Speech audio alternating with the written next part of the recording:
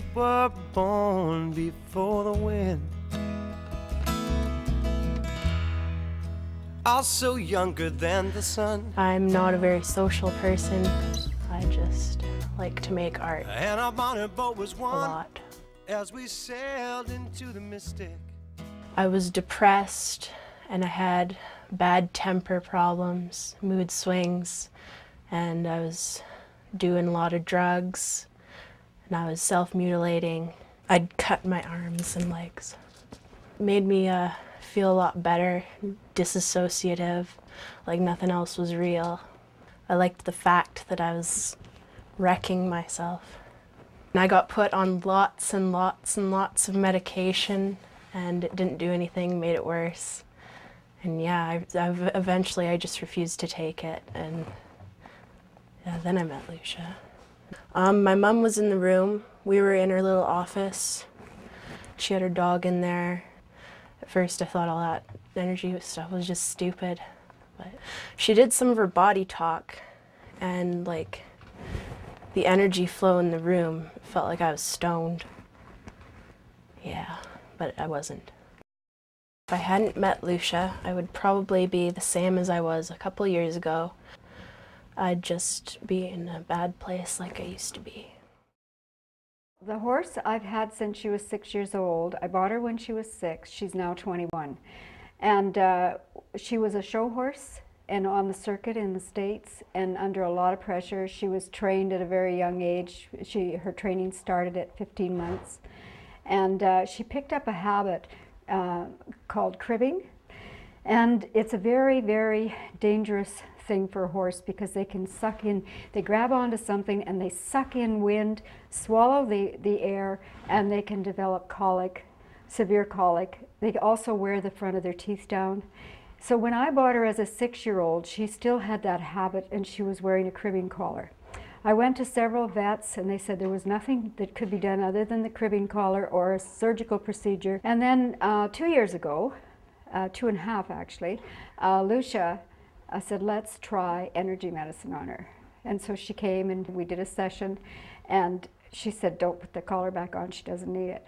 And I was very, very doubtful and skeptical and afraid not to, but I did. I left it off and I watched her very closely for several days. She never attempted it. And then I started to push her so that she would become stressed to see if she would do it again. She never did attempt it. And now it's been 2.5 years without it. And she's doing fine. And I'm really pleased. Jeremy is 6 years old. He's a very busy little boy. He sometimes goes to sleep with an idea and wakes up with that idea in the morning and has got to get right on it. He's a prolific Lego builder. We feel that he's quite brilliant. He's definitely got a very, very gifted mind on his shoulders, and just needs to channel some of those energies in a positive way. He's an ultra sensitive child, and his reactions to things not going his way can be quite explosive and very loud.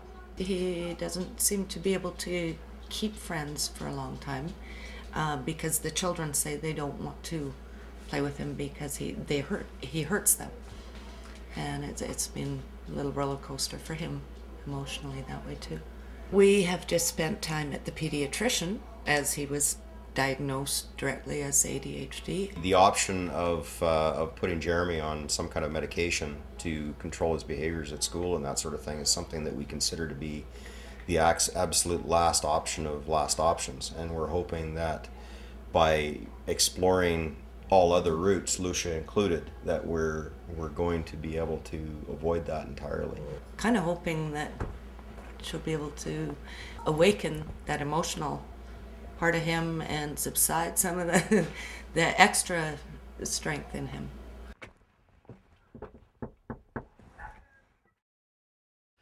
Well, I've been raised around horses, so I'm 61 years old, so good 60 years, maybe 55. By hanging out with them, you start learning about all the interactions amongst horses. You've got to live with them just about to see it. So I have over 100 head of horses for me to live with them.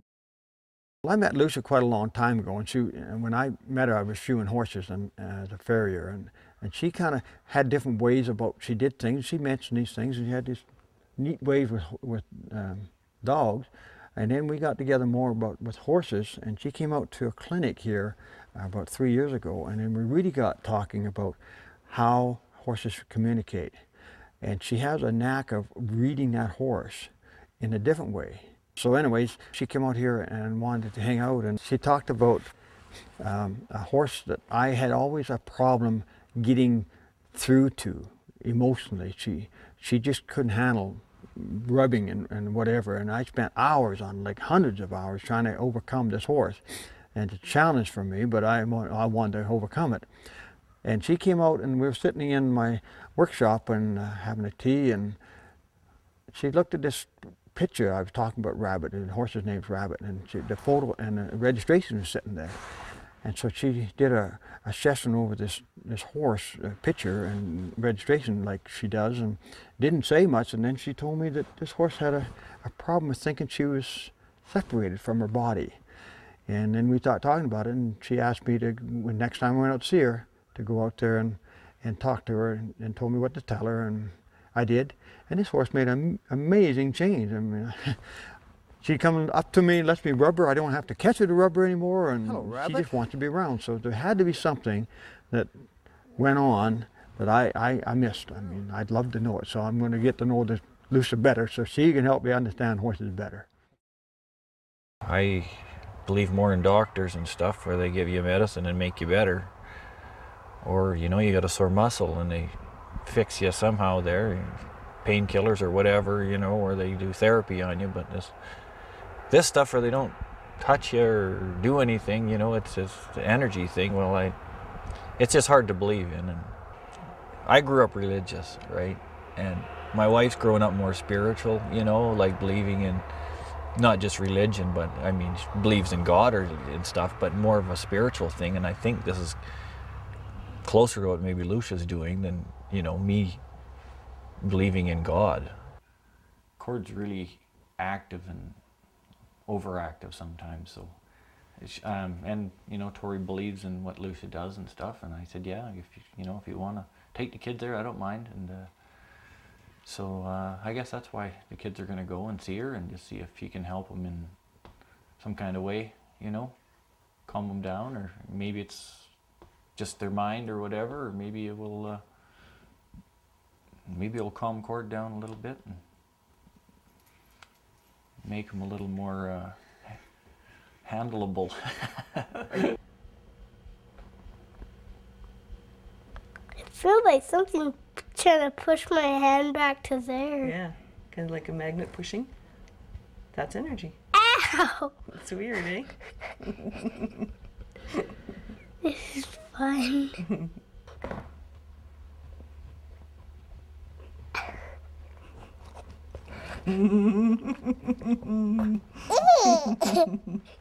It's very magnetic.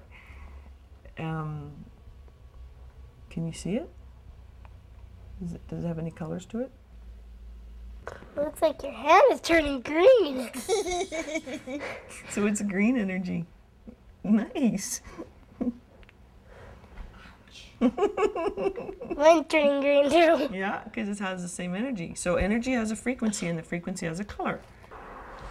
Well, kids are truthful, you know. They can be mean, they can be sarcastic, they can be, well, they're just very truthful about what they say. And, you know, it showed there that he wasn't putting it on when he said that, you know, he seen a color and he could feel the energy, and his hand was tingling. And yeah, I mean, you gotta kind of believe in that then.